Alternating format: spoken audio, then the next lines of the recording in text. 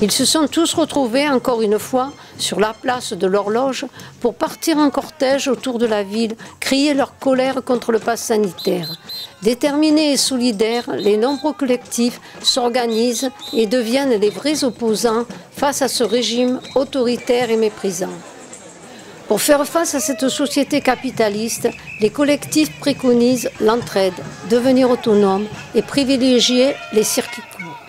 Les consommateurs solidaires, la roue, la nef, les lucioles, le fenouil à vapeur, j'aime la coupe, Créinfo Covid organisent des rencontres et des pique-niques citoyens.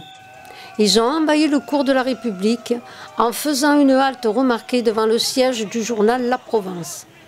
Le quotidien local avait fait un article le 5 octobre dernier en faveur de la division, donnant la parole à un petit groupe de militants du parti de gauche et de la FI qui dénonçaient une OPA de l'extrême droite dans le cortège. Ils considèrent que le pass est liberticide et utilisé comme outil de contrôle.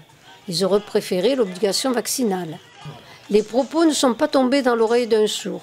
Aussitôt, le quotidien de Bernard Tapie saute sur l'occasion pour titrer « Les forces progressistes s'écartent des idées nauséabondes ».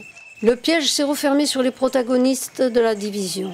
Pour une fois qu'un quotidien leur donnait la parole, ils ne se sont pas aperçus qu'ils tombaient dans une chausse trappe. Ils veulent l'union populaire, pour le coup c'est raté, en appelant à la division d'un immense mouvement de révolte. Fort heureusement, le mouvement est solidaire, dans toute sa diversité et déterminé pour aller jusqu'au bout.